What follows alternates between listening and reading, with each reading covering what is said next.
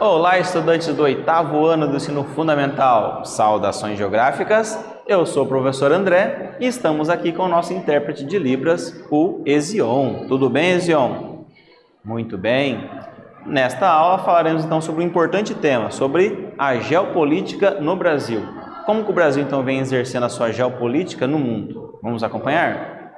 Olha só, objetivos da nossa aula são compreender a geopolítica brasileira e também reconhecer a estrutura política brasileira, como que nós estamos então organizados como nação, como Estado, ok? Olha só, vamos refletir, qual a importância da geopolítica para o nosso país, né? Os interesses brasileiros, né, como é que eles são defendidos pelo nosso país? E qual é a forma de governo, né, adotada pelo Brasil? Você sabe? Vamos responder então durante a nossa aula. Então, olha só, a geopolítica brasileira se intensificou aí após então a Segunda Guerra Mundial. O Brasil então teve que, por exemplo, se definir, né, e também começar a exercer sua influência no mundo e também, sobretudo, sobre os nossos países vizinhos. Sabemos que o Brasil é o país mais influente na América do Sul, então nós temos um papel fundamental na nossa região. E, de um modo geral, o Brasil exerce uma influência pacífica, né, com os nossos vizinhos. Então, claro, sempre defendendo os nossos interesses nacionais, tá bom? Vamos ver aqui então a continuação. Olha aqui, ó. O que o Brasil fez para atingir, né, os objetivos dessa política? Vamos ver? Então, o governo brasileiro passou a investir na formação de profissionais qualificados para a diplomacia brasileira. O que vem a ser a diplomacia, né? As relações que nós temos com outros países exercidas por meio do diálogo, né? Da conversa, da negociação, ok? Fora da diplomacia vem a guerra e claro que nós não queremos isso, ok? Então temos aqui no caso, né, o Instituto Rio Branco, que nós iremos falar a seguir. Então, olha aqui, ó, o Instituto Rio Branco, né, o IRBR, é um instituto reconhecido no mundo inteiro. É uma escola, basicamente, de formação de novos diplomatas, né? Que podem, então, representar o Brasil quanto aos seus interesses, né? Diante do cenário internacional. Então, ele é reconhecido no mundo todo, né? Esse instituto, como um dos melhores institutos que tem para a formação de diplomatas, tá bom? Então, foi colocado esse nome, né, de Instituto Rio Branco em homenagem ao Barão do Rio Branco, que na verdade é José Maria da Silva Paranhos Júnior, né? E ele então é o pioneiro nessa diplomacia brasileira. Então tá aí, ó, a imagem dele, ok? O Barão do Rio Branco foi então formulador da política externa brasileira, né? No início do século XX e também responsável pelas negociações fronteiriças do Brasil com seus vizinhos. Negociação, por exemplo, com a Bolívia, negociação com o Peru, né? Negociação aí com a Argentina e outros países como o Paraguai, por exemplo. Ele que ajudou então a intermediar para que não houvessem novas guerras. Então, por isso que já está estável essa questão de limite de fronteira, ok? Bom, então é importante destacar que, então, atualmente a política externa brasileira não se baseia, então, na anexação de territórios, como no caso lá do determinismo alemão, lembra? Sabemos que o determinismo alemão se baseava, então, na ideia de que deveria expandir, então, o colonialismo pelo mundo, em que as nações como a Alemanha poderiam tomar território de outros países para exercer sua geopolítica e defender seus interesses, né, por exemplo, na África, né? A Rota do Marfim, por exemplo, para levar marfim para a Europa para fortalecer a economia, por exemplo, dos países como França, Alemanha, Inglaterra, assim como outros exemplos também, tá bom? Então o Brasil, ele faz de uma forma diferente e na verdade a maior parte dos países hoje em dia faz de forma diferente, né? É de uma forma de influência por relações amistosas, né, internacionais, ok? Temos então a balança comercial com outros países, né, que nós devemos manter, trocando mercadorias com muitos países do mundo. E para que haja isso, nós devemos então manter uma relação amigável, né, com outras nações, por exemplo, tá bom? Muito bem, vamos lá. Então, olha só, você sabia que a política externa do Brasil é praticada pelo Itamaraty? Então, aqui temos a sede do Itamaraty, lá em Brasília, e não pretende impor seus interesses por meio da força. Então, o Brasil não impõe, por exemplo, seus interesses nacionais por meio da guerra, por meio do seu armamento, né? Já, por exemplo, os Estados Unidos da América muitas vezes faz isso, como no caso da guerra no Iraque, como no Afeganistão, como no Vietnã. São alguns exemplos de como os Estados Unidos exerce a sua influência geopolítica no mundo. O Brasil já é diferente, procura então não impor por meio dessa ação militar, por exemplo, tá bom? Muito bem. Então, olha só, aviso importante. É importante destacar que para os diplomatas brasileiros não há inimigos ou desafetos. Todos os países são potenciais parceiros comerciais.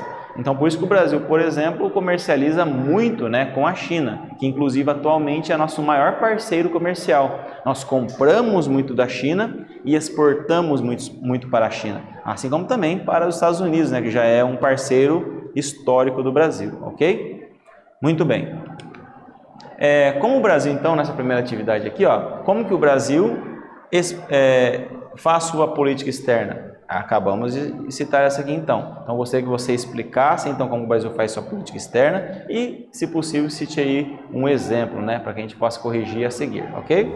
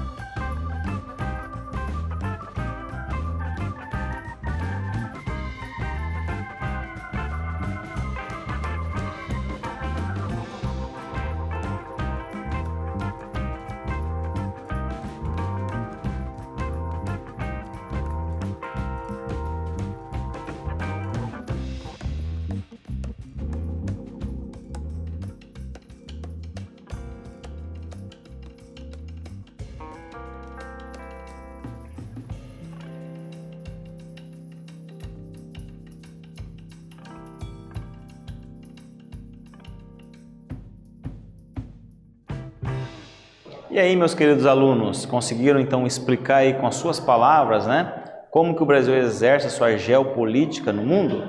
Vamos acompanhar a resposta? Olha só. Então, nossa sugestão de resposta está aqui, Olha só. O Brasil se baseia numa cooperação, no estabelecimento então de uma cooperação comercial e outras relações como políticas, com outras nações. Então, todos os países são potenciais cooperadores, com o Brasil.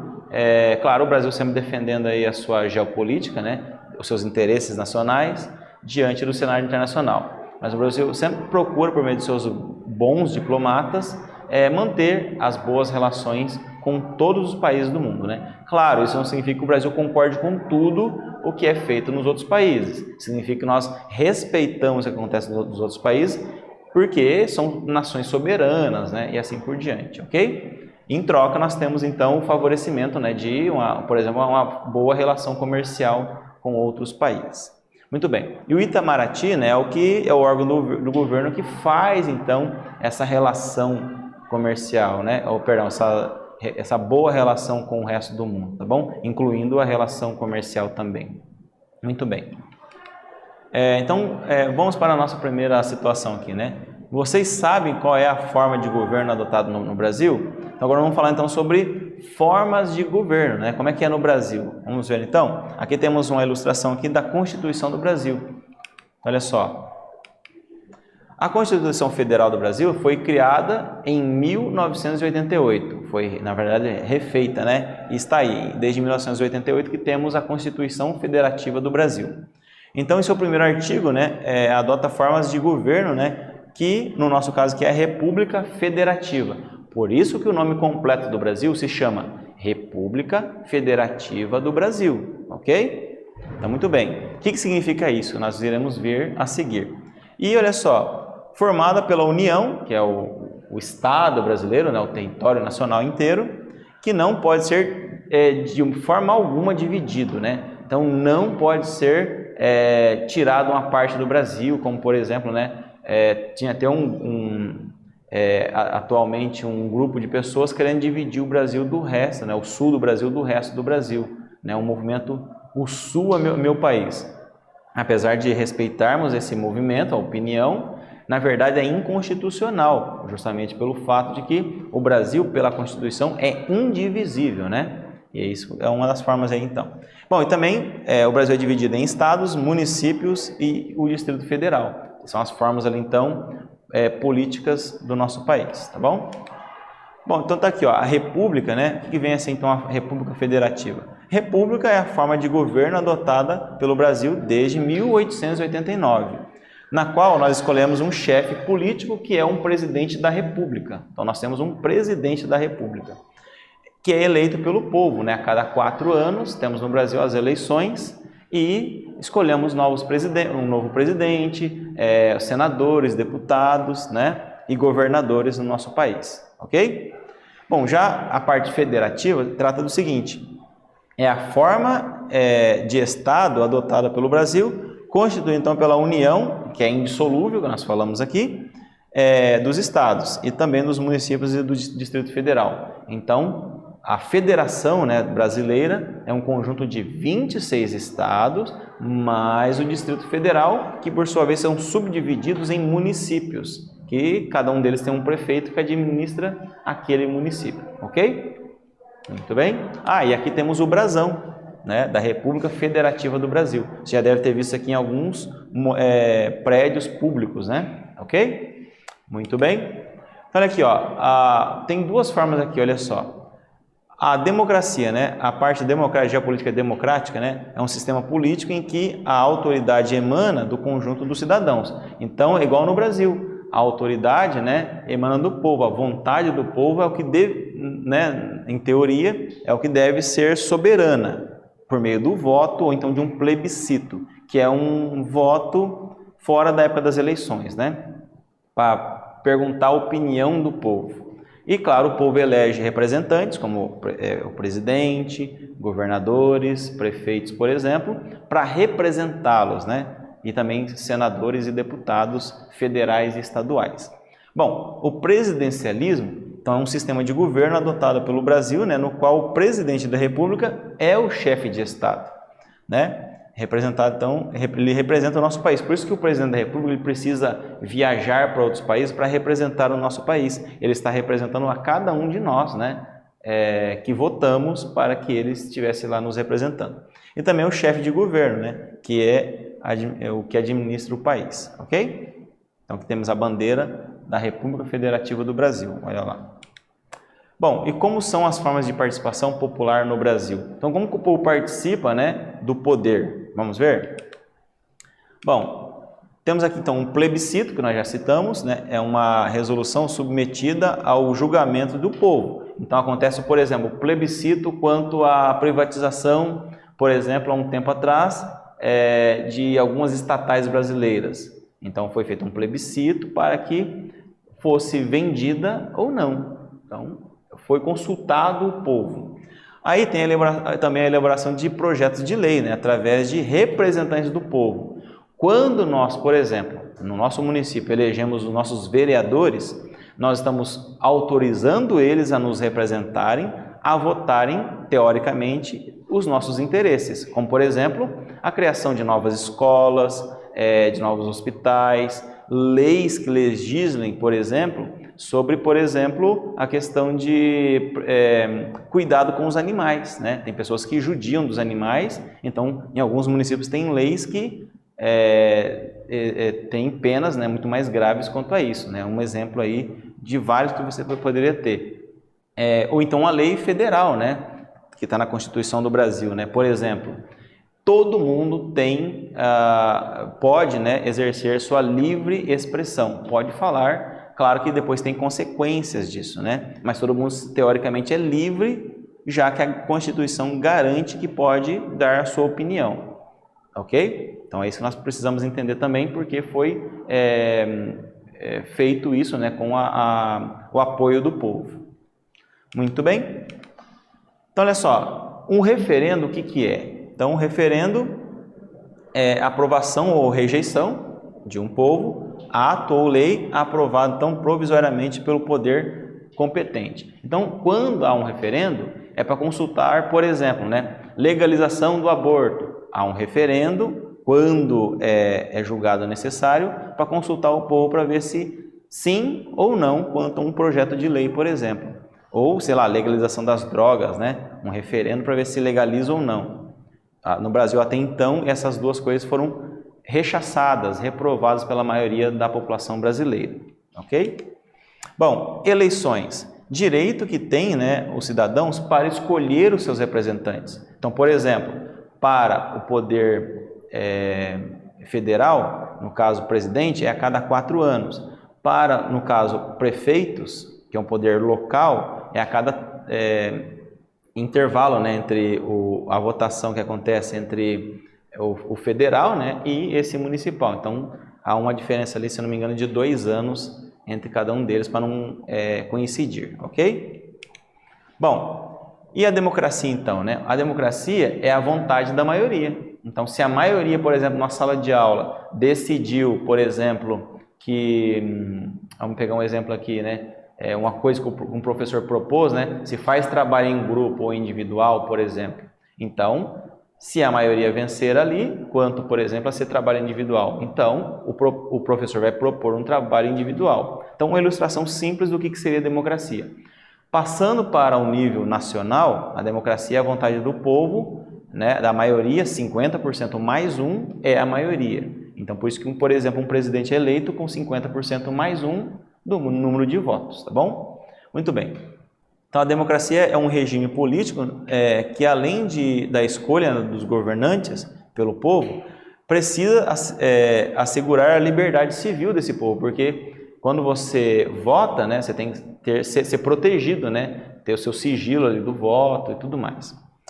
E quando o governo é autoritário, ou a ditadura acontece, né, concentrando o poder em indivíduos ou em um grupo, né, a democracia não é garantida. Então, quando um país se torna ditatorial, esquece a democracia. Ou então, quando um poder entre o executivo, o legislativo e o judiciário, quando um deles sai então da sua esfera de ação, nós também podemos dizer que a democracia estaria sendo ameaçada também, ok? Muito bem.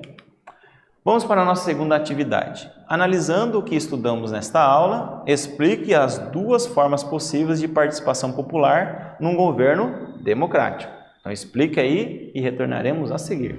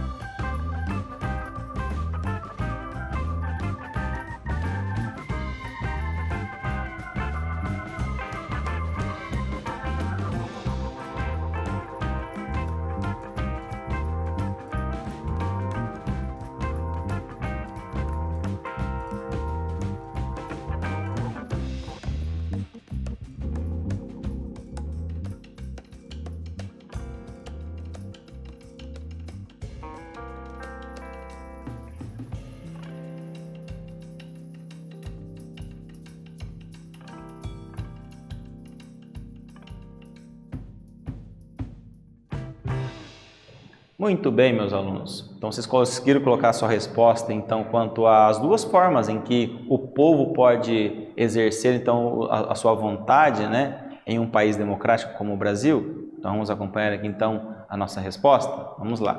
Então, pode ser por meio de um plebiscito ou por meio da elaboração de leis que são votadas por representantes do povo. O plebiscito é o quê, né? Uma resolução submetida ao julgamento de um povo ou de uma classe que aprova ou rejeita em votação geral, né? Que é uma decisão popular. Um plebiscito é uma consulta popular, como por exemplo já aconteceu no Brasil, um plebiscito para que haja então, por exemplo, as armas, né, poderiam ser liberadas ou não. O último plebiscito que aconteceu no Brasil, a maioria, olha só que interessante, votou que poderia ter armas, mas, né, por medidas governamentais, atualmente, né, é proibido ter armas sem ter então a documentação ali adequada, né, regras bem rígidas, né, e tudo mais quanto a isso. Só para pegar um exemplo então. Mas a vontade do povo naquele plebiscito, né, até constatando o fato, não foi respeitada, ok? E aqui também tem a elaboração de projetos de leis, né? Como por exemplo, um deputado pode propor um projeto de lei, né, sobre, por exemplo, a liberação de armas no Brasil. É um exemplo que estamos citando aqui. Então, se for aprovado pelo Congresso Nacional, isso vai ser depois, enfim, né, o presidente vai aceitar ou não. Se aceitar, já se torna lei, né? Se não, volta de novo para a Câmara e tudo isso é votado de novo até ter a definição quanto a isso, tá bom? E o STF também, Supremo Tribunal Federal, de acordo com a lei, né, com a Constituição, também exerce seu papel de fiscalização da lei ali sobre as situações, né, que a gente possa colocar aí, tá bom? Então, o povo tem um representante ou representantes que votam ali as leis. Bom, então para a nossa retomada aqui, nós falamos então sobre a geopolítica no Brasil, onde o Brasil, né, de um modo geral, exerce uma influência no mundo de uma forma pacífica, sem impor os seus interesses, né? Mas mesmo assim o Brasil ainda tem os seus interesses no mundo e procura fazer isso de forma relativamente pacífica. Espero que vocês tenham gostado. Até o nosso próximo encontro.